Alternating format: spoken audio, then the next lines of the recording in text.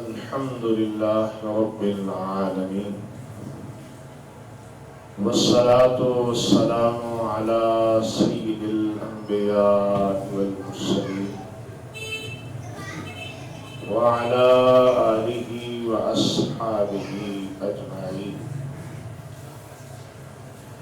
مولاي صل وسلم دائما أبدا على حبيبك خير الخلق كلهم والحبيب الذي ترجع شفاعته لكل هول من الأهوال المقتحم. يا رب بالمصطفى بلغ مقاصدنا واغفر لنا ما مضى يا واسع التوابين.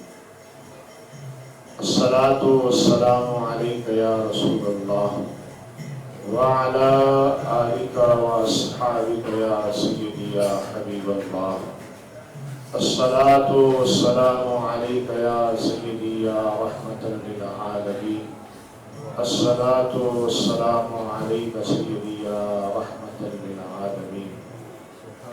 آج کا سلسلہ درس قرآن کے حوالے سے حضرت علامہ فاضل جلیل علامہ اصغر علی چشتی صاحب نے بندہ ناچیز کے حوالے جو موضوع کیا ہے، انشاءاللہ العزیز ہم کوشش کریں گے کہ اس موضوع پر ہی گفتگو ہو. تقریر ایک الگ دنیا ہے، درس سے الگ چیز ہے.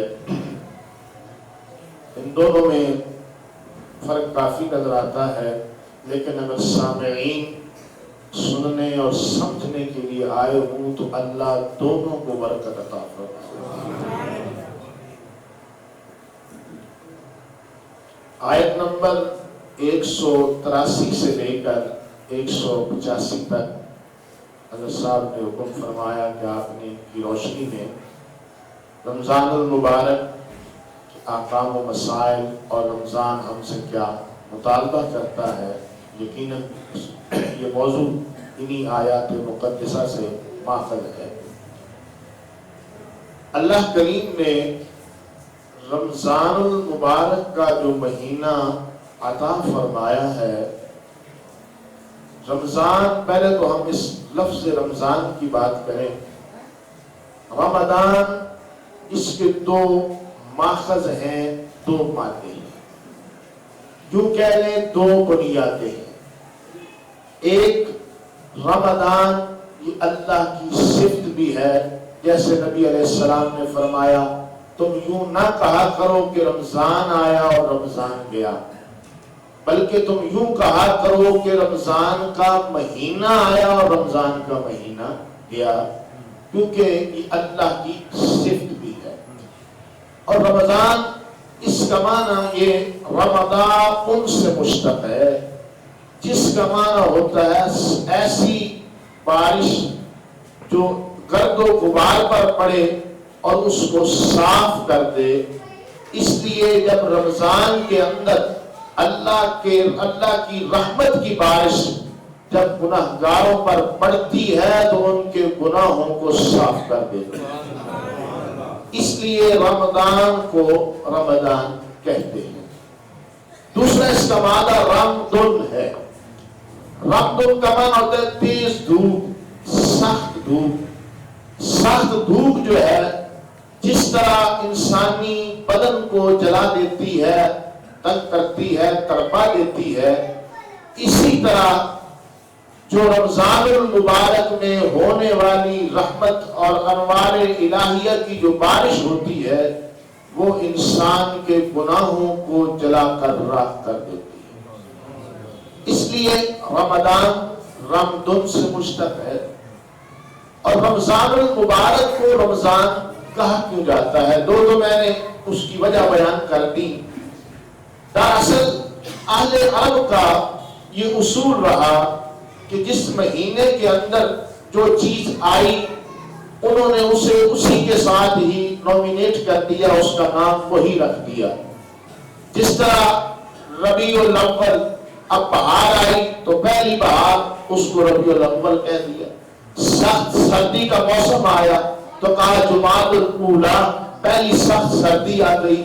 اسی طرح جب انہوں نے روزے رکھے رمضان کے اندر تو سخت گرمی تھی، ان کے منہ سے نکلا رمضان. رمضان کے ایک معنی بھٹی بھی ہے، تیز بھٹی جس کے اندر لوہا پگھل جاتا ہے، اتنی شدت سے اس کو رمضان کہتے ہیں اس بھٹی کو. تو انہوں نے کہا رمضان. ان کے منہ سے نکلا ہوا لفظ وہ ثابت ہو گیا، کیونکہ اہل عرب کی لغت اپنی ہوتی ہے، اس لیے اسے رمضان کہا جانے لگا. تو اس رمضان کیونکہ تیز بھٹی جس کے اندر لوہا بھی پگھل جاتا ہے، تو اللہ نے اس مہینے کے اندر انسان کے گناہوں کو پگھلانے والا مہینہ قرار دے دیا. یہ تو رہی لفظی اور معنوی تحقیق. اب اللہ کریم قرآن کریم میں ارشاد فرماتا ہے یا ایھا الذین آمنو. قرآن کریم نے تقریباً 99 مقامات پر یا ایھا الذین آمنو کا لفظ استعمال ہوا ہے.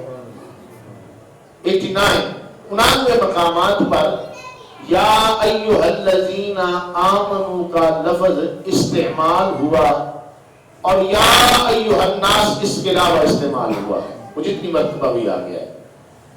وجہ یہ ہے کہ یا ایھا الذین آمنو جب خطاب ہوتا ہے تو اللہ کریم اپنے خاص بندوں کو خطاب فرماتا ہے، اور جب یا ایھا الناس کہا جاتا ہے تو اس کے اندر عموماً تمام لوگ شامل ہوتے ہیں. مخلوق ناس جتنے بھی لوگ ہیں، مسلمان ہیں، یہودی ہیں، عیسائی ہیں، نصرانی ہیں، مجوسی، جو کچھ بھی دنیا میں لوگ موجود ہیں وہ ناس کے اندر شامل ہوتے ہیں. اب ظاہر ہے یہاں یا ایھا الناس نہیں کہا کیونکہ ساری ناس روزے نہیں رکھتی، سارے لوگ روزے اور سب لوگوں پر روزے فرض بھی نہیں ہوتے. اس لیے اللہ کریم نے یا ایھا الناس نہیں کہا بلکہ یا ایھا الذین آمنو کہا کہ روزہ وہی رکھے گا جو ایمان والا ہوگا. روزہ وہی رکھے گا جو ایمان والا ہوگا. اب جب پہلی بات کلیئر ہو گئی کہ روزہ اسی پر ہے جس کا ایمان ہے. جو سے بولے روزہ کس پر ہے؟ جس کا ایمان ہے.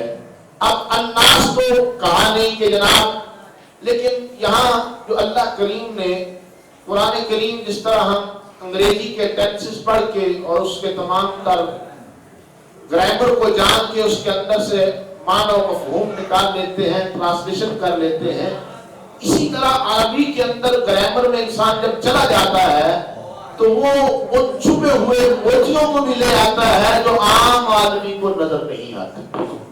اور یہ شان اللہ تعالیٰ نے علماء کرام کو عطا فرمائی ہے. علامہ اصغر جیسے دیکھیے تو علماء کرام، ہم تو خیر طالب علم ہے. اللہ فرمایا یا ایھا الذین آمنو، اے ایمان والو. یعنی معلوم یہ ہوا روزہ اس پر فرض ہے جو ایمان والا. اگر کافر روزہ رکھنا شروع کرتے تو اس کو ثواب ملنے والا نہیں، یہودی رکھنا شروع کرتے ثواب ملنے والا، عیسائی رکھنا شروع کرتے ثواب ملنے والا. ثواب اسے ملے گا. نبی علیہ السلام نے فرمایا من صام رمضان ایمانا و احتسابا غفر له ما تقدم من ذنبه. نبی علیہ السلام نے فرمایا جس نے رمضان کا روزہ رکھا ایمان کے ساتھ. کس کے ساتھ روزہ رکھا؟ ایمان کے ساتھ روزہ رکھا. واحتسابا، اور احتساب کے ساتھ روزہ رکھا. اپنا احتساب کیا کہ میں کہاں کھڑا ہوں، میری نیکیاں کتنی ہیں، میرے گناہ کتنے ہیں، میری زندگی کس پٹڑی پہ جا رہی ہے، میں کس رستے پر چل رہا ہوں. آیا کہ میں سارا دن بھوکا پیاسا رہتا ہوں، یا میں سارا دن جھوٹ بولتا ہوں، سارا دن غیبتیں کرتا ہوں، چغلیاں کرتا ہوں، اور شام کو افطار پارٹی پر بھی چلا جاتا ہوں، اور تمام لوازمات کے بعد میرے روزے میں فرق آنے والا. بولے تو صحیح بھائی، کیا ایسا روزہ ہو جائے گا؟ کہ وہ تو سوائے نبی علیہ السلام نے فرمایا کچھ روزہ دار ایسے بھی ہیں جو سوائے بھوک اور پیاس کے کچھ نہیں لے جاتے، اور اللہ کو کسی کے بھوکا پیاسا رہنے سے کوئی فرق پڑتا، اس لیے فرمایا وہ احتساباً کہ روزہ رکھنا ہے تو اپنا احتساب بھی کرنا ہے، اور جب آپ اپنا احتساب کریں گے تو یقیناً آپ روزے کی ظاہری لذت بھی محسوس کریں گے اور روحانی لذت بھی محسوس کریں گے۔ اب فرمایا کتب علیکم الصیام کہ تم پر ہم نے روزے فرض کیے ہیں۔ صیام صوم، اس کے کئی معنی ہیں۔ پہلا معنی تو یہ ہے، اس کا معنی الامساک یعنی رکنا۔ روزے کو روزہ اس لیے بھی کہتے ہیں کہ انسان کو یہ ان کاموں سے روک دیتا ہے جو عام حالت میں جائز ہوتے ہیں۔ انسان کو روزہ ان کاموں سے روک دے، کھانے سے روکتا ہے، پینے سے روکتا ہے، بیوی کے پاس جانے سے روک دیتا ہے۔ عام روٹین میں یہ کام جائز ہوتے ہیں، لیکن جب آپ روزہ رکھ لیتے ہیں تو یہ کام ناجائز ہو جاتے ہیں، آپ یہ کرنا۔ تو یعنی روزے کا معنی ہوا الامساک یعنی رک جانا۔ اب دوسرا روزے کا معنی یہ ہے کہ روزے کا معنی یہ ہے چپ کر جانا، بات نہ کرنا۔ روزے کا معنی کیا ہے؟ چپ کر جانا، بات۔ جسے قرآن نے کہا انی نذرت للرحمن صوما، کہ میں نے تو رحمان کے لیے نظر مانی ہے، روزہ رکھا، چپ کا میں نے بولنا۔ یعنی معلوم یہ ہوا کہ جو روزہ رکھے اسے چاہیے کہ وہ فضول نہ بولے، وہ چپ رہا ہے، یا تو اللہ کا ذکر کرے، یا تلاوت قرآن کرے، یا تسبیح و استغفار کرے، ورنہ چپ رہے۔ یہ روزے کا معنی اور مفہوم یہ ہے کہ جب تم نے اپنے آپ کو روزے دار کہہ لیا، نبی علیہ الصلوۃ والسلام نے فرمایا وَإِن صَابَهُ أَحَدٌ فَلْيُقَاتِلْ وَإِنِّي صَائِمٌ، اگر کوئی تجھے گالیاں بھی دے، تیرے ساتھ لڑائی بھی کر دے، تو تم نے بدلے میں کچھ نہیں کہنا، صرف یہ کہنا ہے انی صائم، انا صائم، میں روزے سے، میں کیا ہوں۔ اب یہاں سے ہمیں دونوں معنی معلوم ہو گئے کہ یہ روزے دار ہے، اس نے زیادہ بولنا، اس نے چپ رکھنا ہے اپنے آپ کو۔ کس سے رکھنا ہے؟ گناہ سے چپ رہنا ہے، جھوٹ سے چپ رہنا ہے، غیبت سے چپ رہنا ہے۔ ہم یقیناً ہماری مسجدیں رمضان کے دنوں میں یوں لگتا ہے کہ کیا بات ہے یار، یہ سارے ماشاءاللہ کلمہ گو بھی ہیں، یہ سارے مسلمان ہیں، یہ سارے سرکار کے امتی ہیں۔ مسجد میں دل دھرنے کو، پاؤں رکھنے کو جگہ نہیں ہوتی، اور انسان مارا مارا آتا ہے کہ جناب مسجد جاؤں میں۔ کیا یہ مہینے کے لیے مسلمان ہو جاتا ہے؟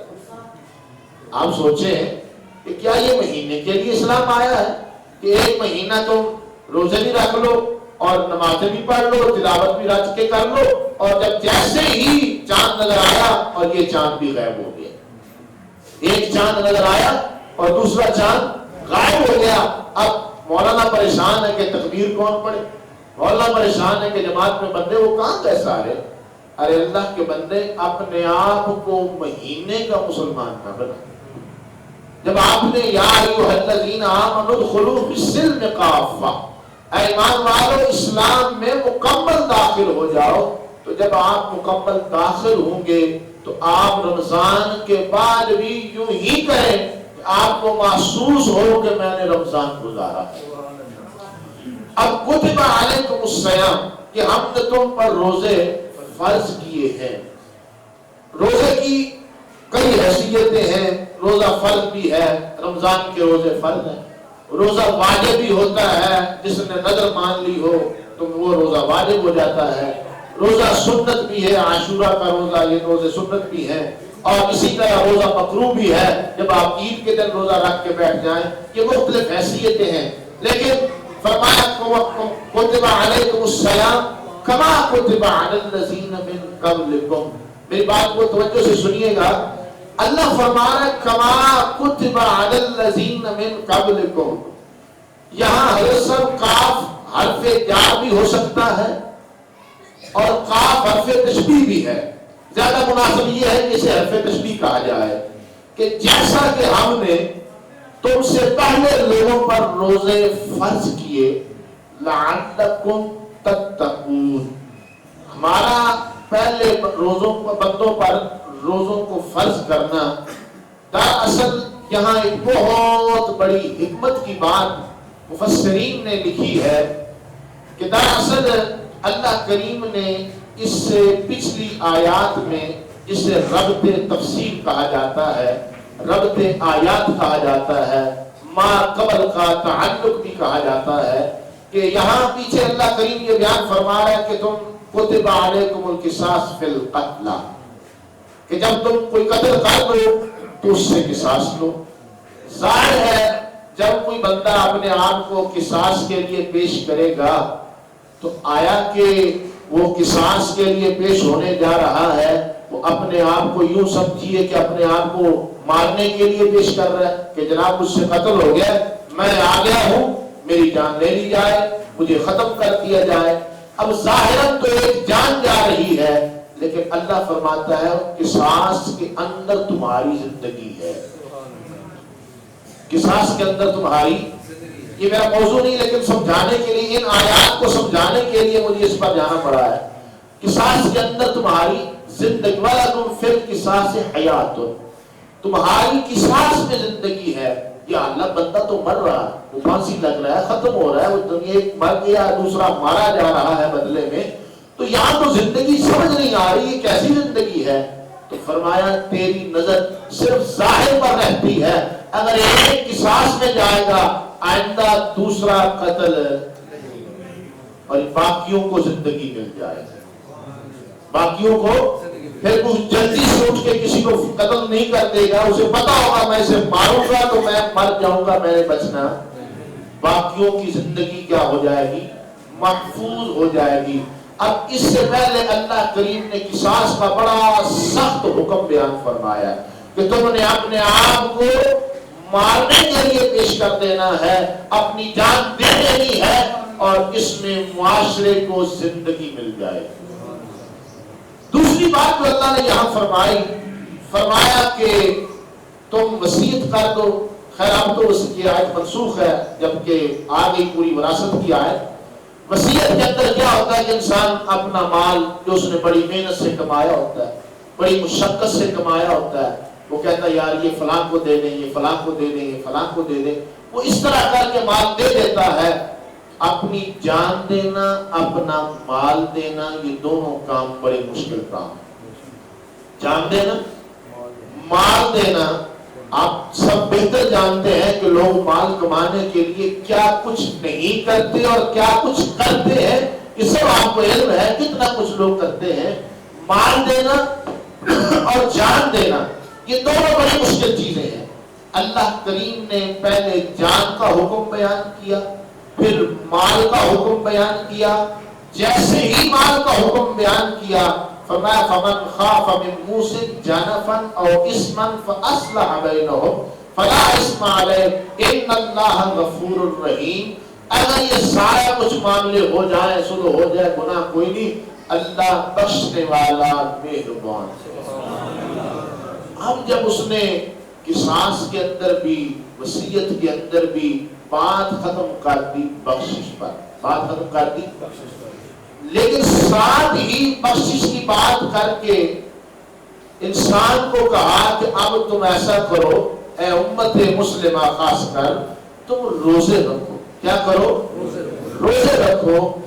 روزہ دراصل جہاں اللہ کریم ہمیں 11 مہینے کھانے کی اجازت دیتا ہے کہ تم سارا دن کھاؤ، کوئی پابندی نہیں ہے، حکمت کی پابندیاں الگ ہوں گی لیکن ویسے شرعی پابندی کوئی پابندی نہیں ہے۔ کوئی بولے نا، کوئی ایسی شرعی پابندی ہو کہ تم اس ٹائم نہیں کھا سکتے، کوئی پابندی نہیں ہوتی، لیکن 1 مہینہ پابندی لگائی کہ تم نے اس ٹائم سے اس ٹائم تک کھانا نہیں ہے، پینا نہیں ہے، اپنی زوجہ کے پاس نہیں جانا، کیوں رہنا ہے، تنہا رہنا ہے، ان سب چیزوں کو چھوڑ دینا ہے۔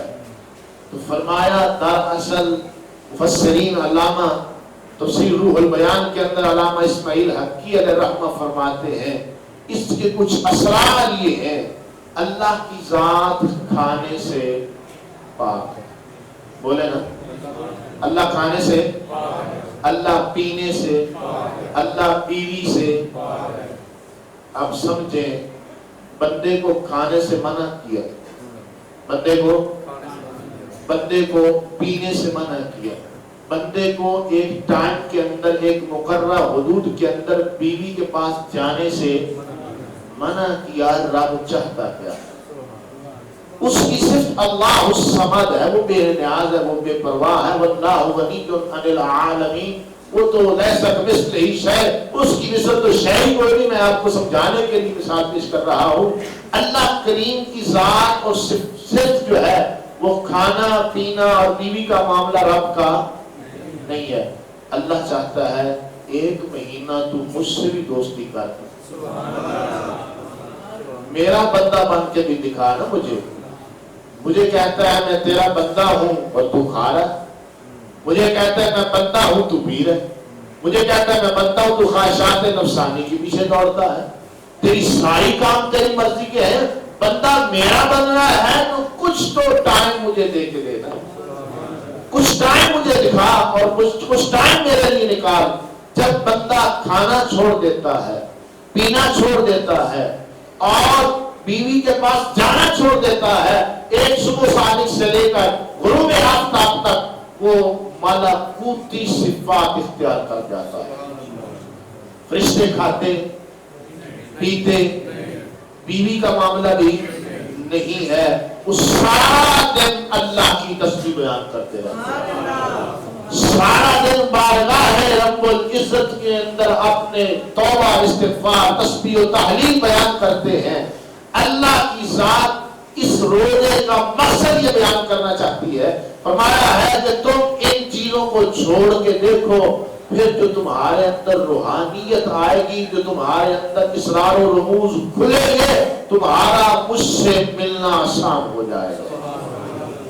اور یہ ایسے نہیں ہے جب آپ روزہ رکھ لیتے ہیں، آپ کو 11 مہینے چھوٹ دیا کھانے پینے، ایک مہینہ مانگا، وہ اس لیے کہ یاری ساڑھے نال لانی ہے کہ کام ہو کرنے، کام کسے دیتے؟ یاری کا دعویٰ وضع میں ہو نصارہ، تمدن میں ہو یہود، کیا یہ وہ مسلمان ہیں جنہیں دیکھ کر شرمائیں یہود؟ یہ نہیں۔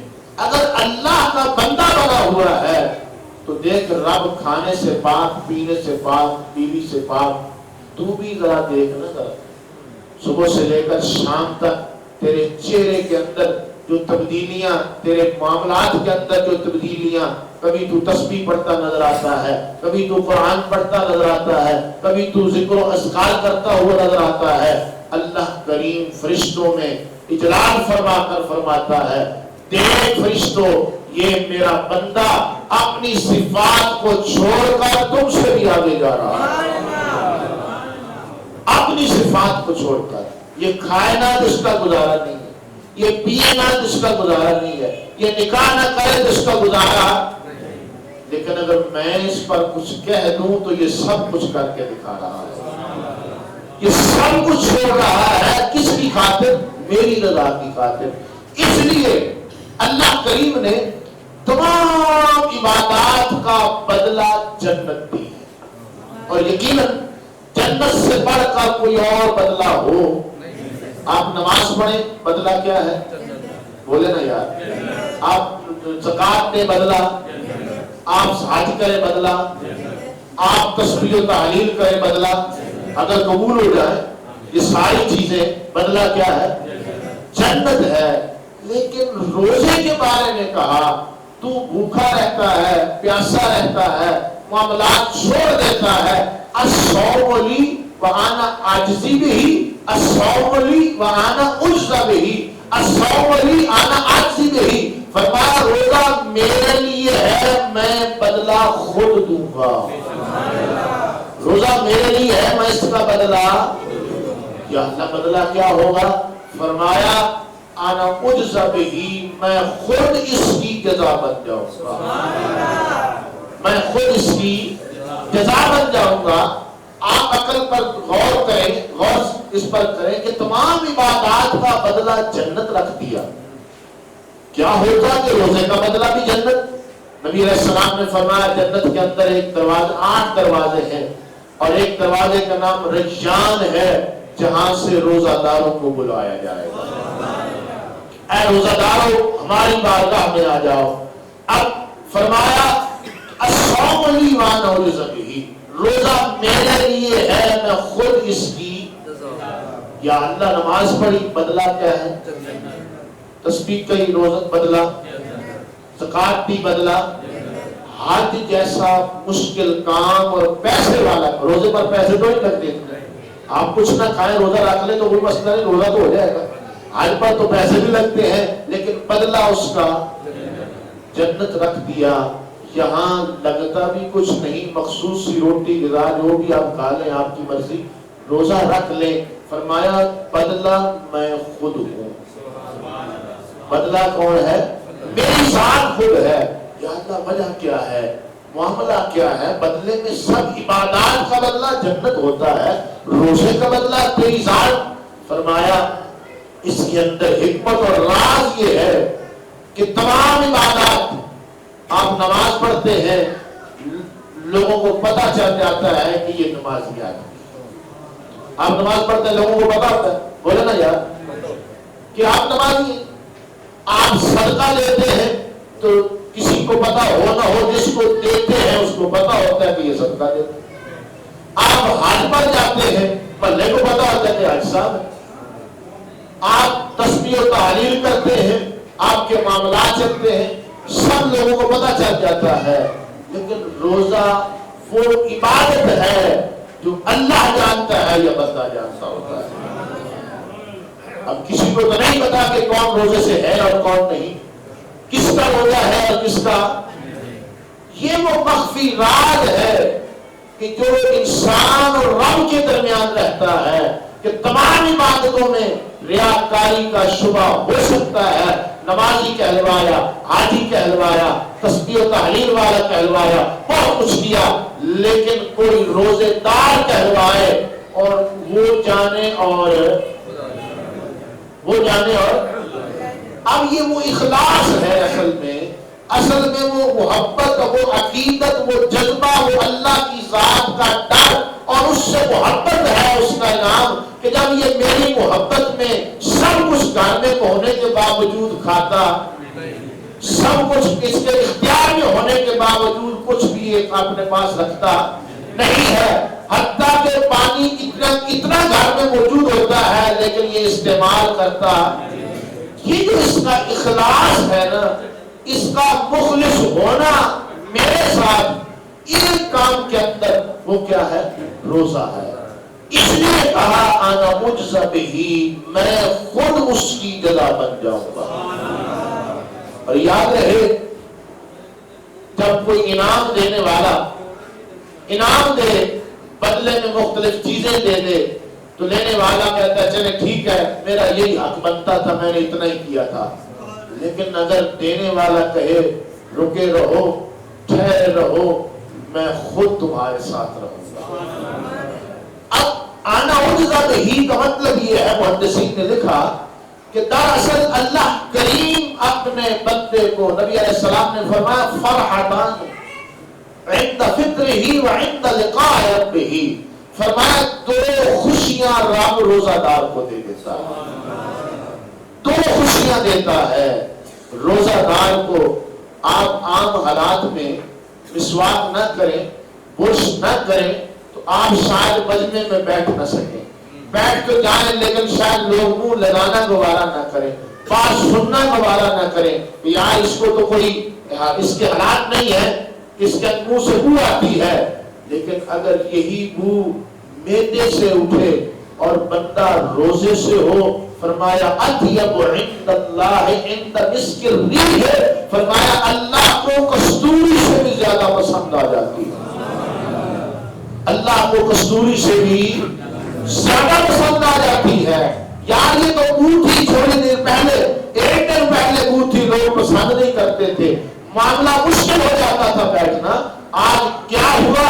فرمایا یہ جو بو اٹھ رہی ہے نا معدے سے، یہ اس کی ذاتی نہیں، یہ کچھ کھا نہیں رہا، روکا ہم نے ہے، یہ پی نہیں رہا، روکا ہم نے ہے۔ اس لیے اللہ فرماتا ہے روزے دار کے معدے سے اٹھنے والی بو بھی اللہ کو کستوری سے زیادہ پسند آ جاتی ہے۔ اور اس لیے فرمایا فرحتان عند فطرہ، فرمایا دو خوشیاں ہیں اس کے لیے، جب وہ روزہ افطار کرتا ہے اسے خوشی ملتی ہے، اور روزہ افطار کرنے سے اللہ کریم کے ہاں وہ جو بھی دعا مانگتا ہے اللہ اسے قبول فرما لیتا ہے۔ اور دوسری فرمائے عند لقاء ربہ، روزے دار مطمئن رہے، تو روزہ رکھ، اللہ کریم قیامت کے دن تجھ سے ملاقات فرمائے گا، اللہ کریم تجھ سے ملاقات فرمائے گا۔ اس لیے رمضان المبارک ہم سے یہ مطالبہ کرتا ہے، رمضان المبارک کا ہم سے یہ مطالبہ ہے کہ اگر تو امتی مصطفیٰ ہے، تو سرکار کو ماننے والا ہے، تو آقا دو جہاں صلی اللہ تعالی علیہ وسلم کا کلمہ پڑھنے والا ہے، اور آپ کو مان کر روزہ رکھ بیٹھا ہے، تو اب یہ رمضان یہ چاہتا ہے کہ تیری ساری زندگی رمضان کی طرح ہی گزرنی چاہیے، ساری زندگی انسان رمضان کی طرح گزار دینا تو پھر کل قیامت کو اس کی عید ہو جائے گی۔ آپ رمضان گزارتے ہیں تو عید آ جاتی ہے، آپ کی خوشیاں دیکھنے والی ہوتی ہیں، آپ کے چہرے کھلکھلا اٹھتے ہیں، اور اگر زندگی پوری رمضان کی طرح گزر جائے، جھوٹ سے پرہیز رہے، کیا رہے؟ آپ کو پتہ ہے نبی علیہ السلام نے فرمایا ایک جھوٹ بولنے سے رحمت کا فرشتہ 1 میل دور چلا جاتا ہے۔ کتنے دور؟ تو جنہیں سارا دن بول رہے ہیں، تو جنہیں کہنا جی جھوٹ تو بغیر تے روٹی نہیں لگتی، کاروبار ہی چلتا، میں کران کی نام بولنا تھا بگڑی شے کوئی نہیں۔ ارے اللہ کے بندے، وہ جو چونٹی پتھر کے نیچے موجود ہے رزق تو رب اس کو بھی پہنچا رہا ہے، وہ تو کوئی جھوٹ نہیں بولتا۔ حضرت سلیمان علیہ السلام مجھے بات یاد آ گئی، نے چونٹی سے کہا کہ تم روز باہر آتی ہو، روز دانے کے لیے پریشان، کہیں نیچے آ جاؤ گی، کتنا غلہ کھاؤ گی، کتنے دانے چاہیے تمہیں کھانے کے لیے، مجھے بتا، میں تیری بل کے اندر سواب کے اندر رکھوا دوں گا، اپنے گھر رہنا اور کھاتی بیٹھی رہنا اور کھاتی رہنا۔ اس نے کہا جی یہ تو بہت اچھا ہے۔ انہوں نے کہا جی 2 دانے مجھے ضرورت ہے سارے سال کے لیے۔ کتنے؟ 2 دانے۔ آپ نے فرمایا رکھ دو، 2 دانے رکھوا دیے، سال بعد ڈھکن کھولا، سوراخ کھولا، 1 دانہ باقی تھا، 1 اس نے کھا لیا تھا۔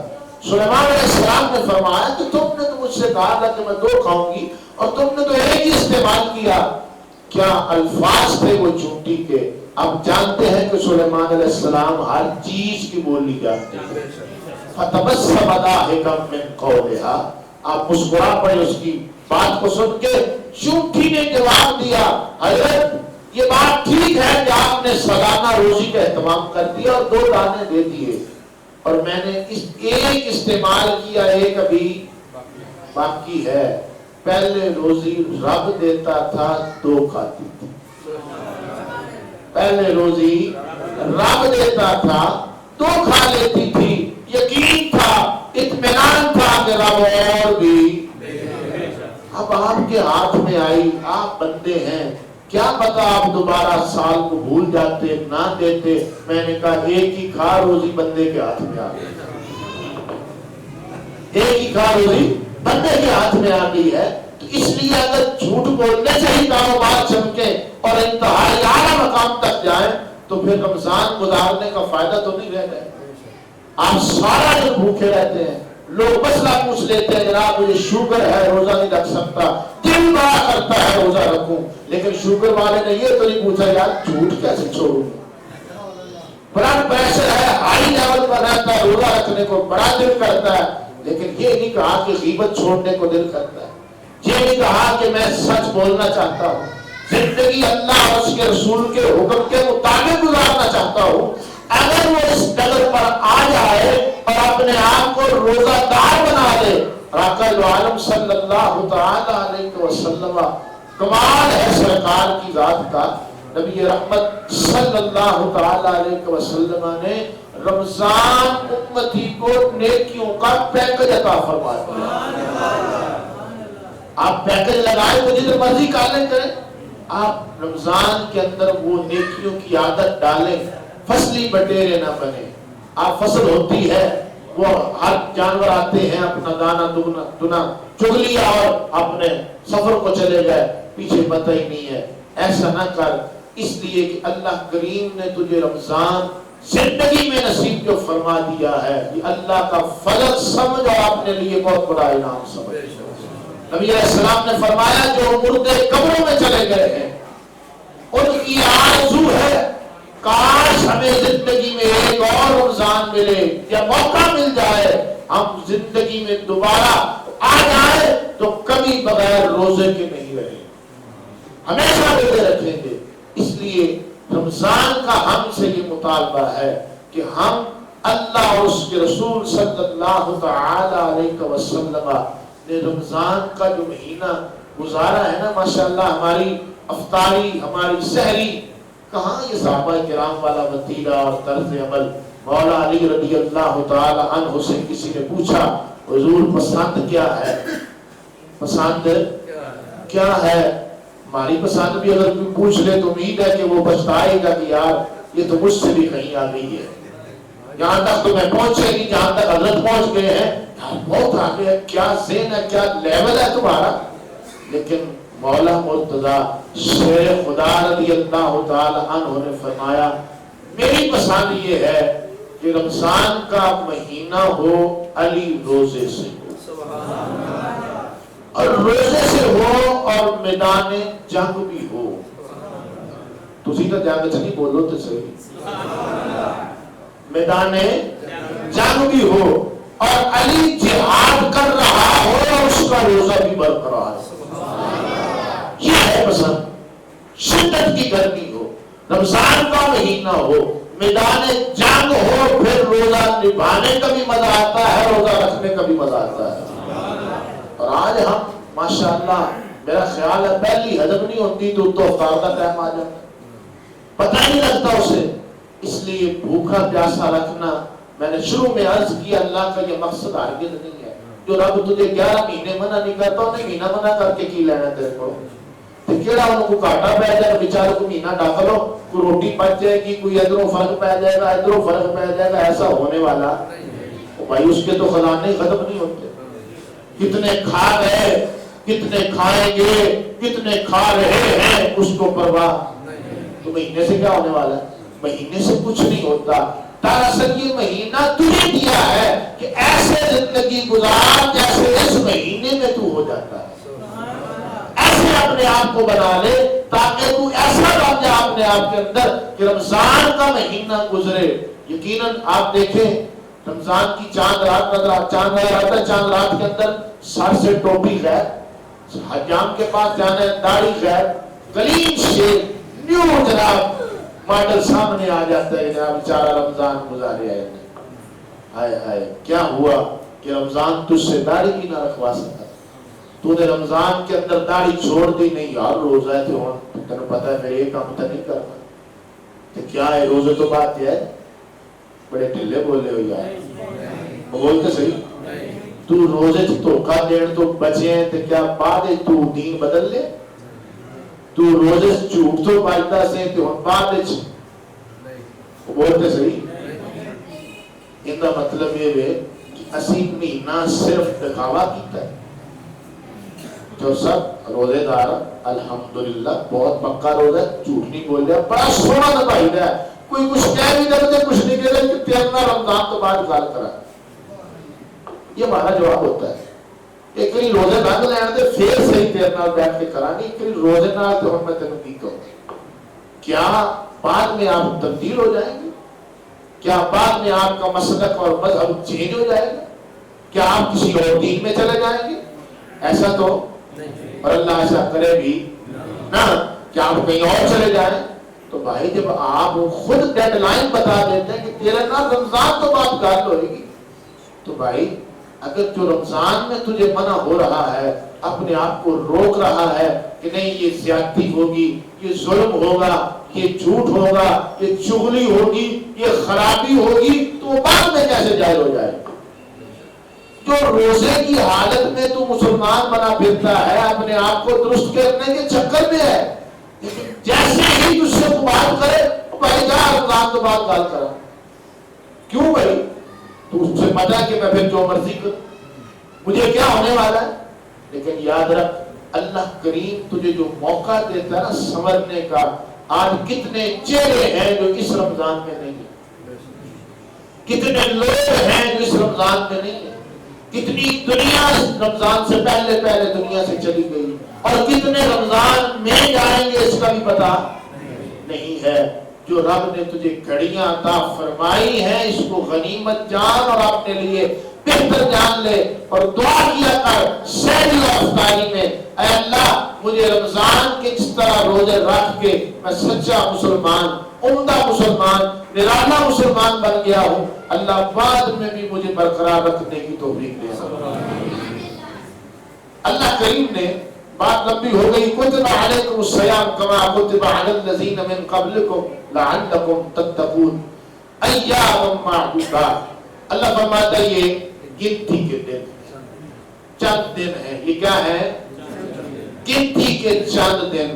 آپ دیکھیں 11 مہینوں کا کیلنڈر بنا ہوتا ہے، لیکن یہ نہیں ہوتا کہ غروب کب ہوگا، طلوع کب ہوگا، وقت کب، کچھ نظر سب لوڑ ہی نہیں.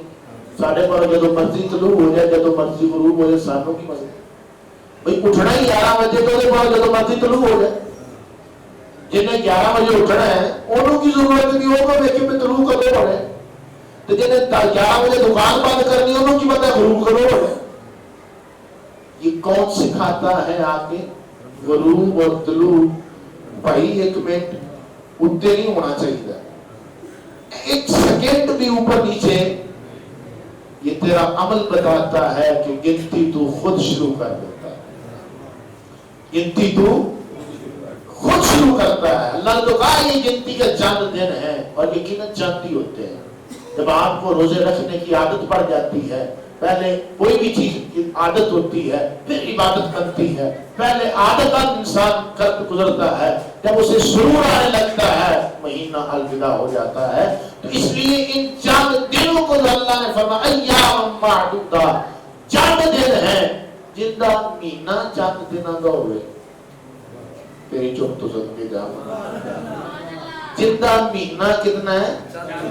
چند دن. 14 سال 14,000 سال، اس کتنے دنوں کے ہوں گے؟ اس سے آپ اندازہ لگائیں کہ وہ رب کتنا غفور رحیم ہے، تجھے کتنا لمبا ٹائم عطا فرما دیتا ہے. تیری گنتی مہینے کی ہے اور وہ فرما رہا چند دن ہے. یہ کیا ہے؟ چند دن ہے. بولو نا، بولو تو صحیح.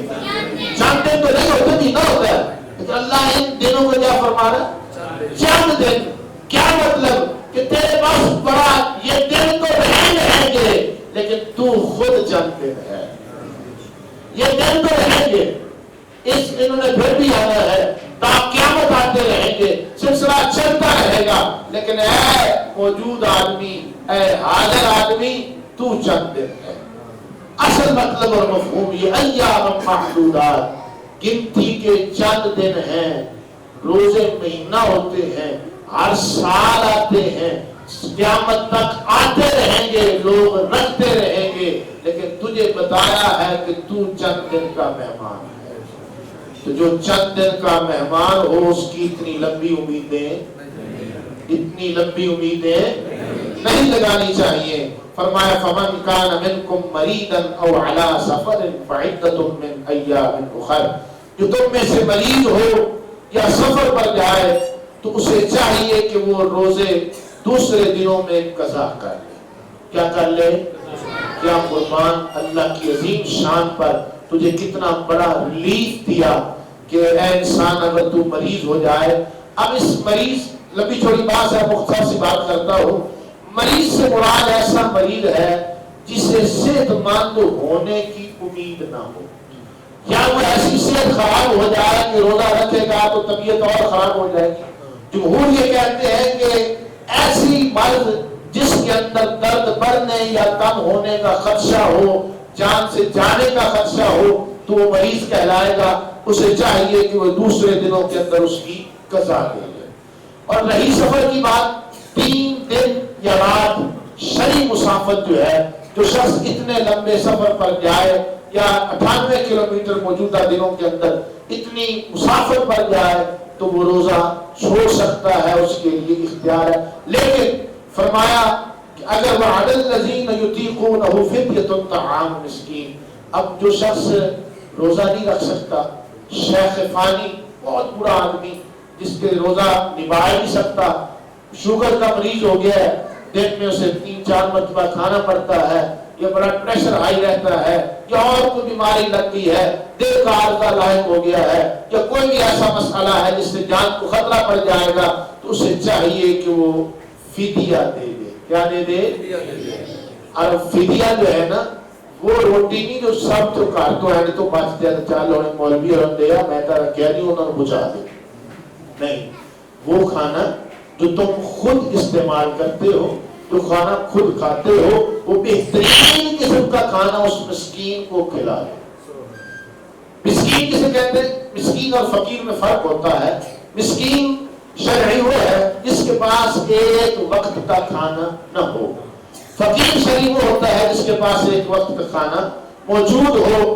اب فمن تطوع خیرا فهو خیر له، اگر کوئی ایک مسکین کو کھانا دینے سے زیادہ دے سکتا ہے تو بہت اچھی بات ہے، یہ تمہارے لیے بہتر ہے.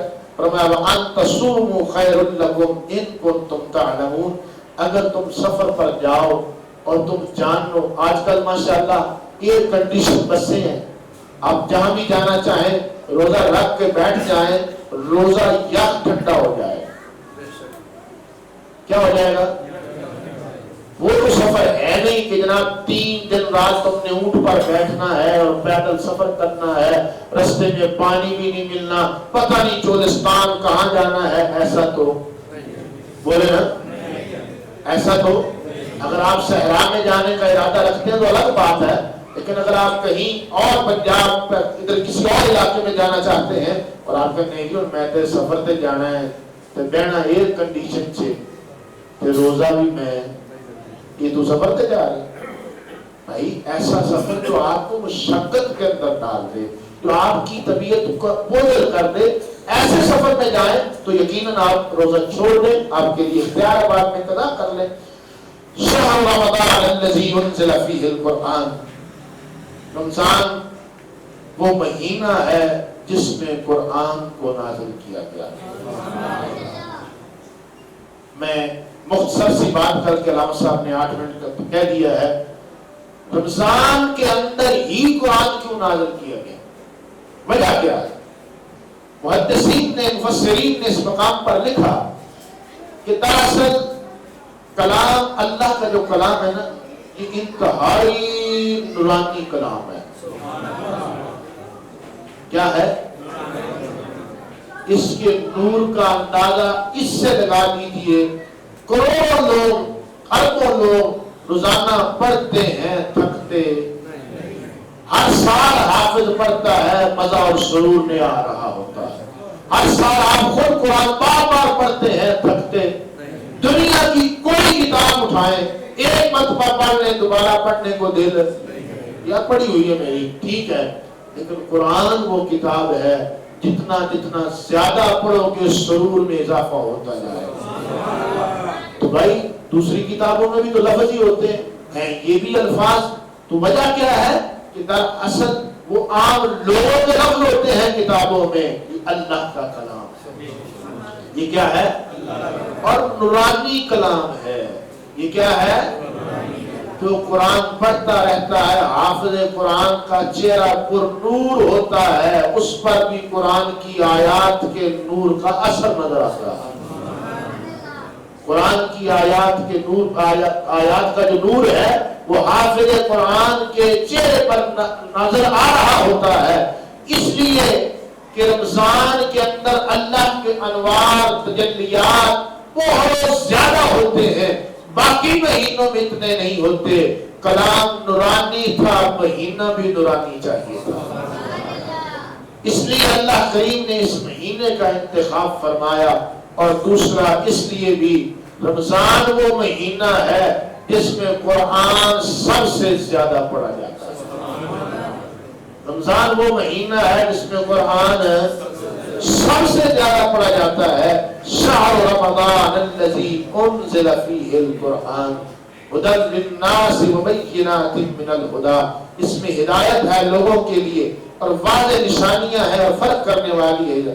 فمن شاہد منکم الشہر فلیصم، جو تم میں سے حاضر ہو، زندہ ہو، موجود ہو، اسے چاہیے کہ وہ روزہ رکھا کرے۔ ومن کان مریضا او علی سفر فعدۃ من ایام اخر، اور جو مریض ہو جائے یا سفر پر جائے تو اپنی گنتی دوسرے دنوں میں پوری کرے۔ یرید اللہ بکم الیسر ولا یرید بکم العسر، اللہ تم پر آسانی کا ارادہ فرماتا ہے، اللہ تم پر۔ اور یاد رہے سب سے پہلے نماز فرض ہوئی، پھر زکوٰۃ فرض ہوئی، پھر روزے فرض ہوئے۔ پہلے صرف جسمانی عبادت وہ نماز ہے، اور اس کے بعد مالی عبادت وہ زکوٰۃ ہے۔ اب اس کے بعد تیسرا مرحلہ روزوں کا آیا ہے، یہ ساتھ ساتھ ہی ہوئے، تھوڑا سا فرق ہے، ہجری ایک ہی ہے۔ اس کے بعد روزے فرض کر دیے گئے تاکہ تو جسمانی مالی عبادت کے بعد روزہ روحانی عبادت ہوتا ہے۔ روزہ کیا ہے؟ روحانی عبادت ہے، اس لیے فرمایا اللہ تم پر آسانی کا ارادہ رکھتا ہے، تنگی کا نہیں۔ وَلِتُكْمِلُوا الْعِدَّةَ وَلِتُكَبِّرُوا اللَّهَ، جب تم یہ دن پورے کر لو تو اللہ کے لیے تکبیر کہو جس نے تمہیں ہدایت دی، وَلَعَلَّكُمْ تَشْكُرُونَ، تاکہ تم اس کے شکر گزار بندے بن جاؤ۔ آخر دعوانا الحمدللہ۔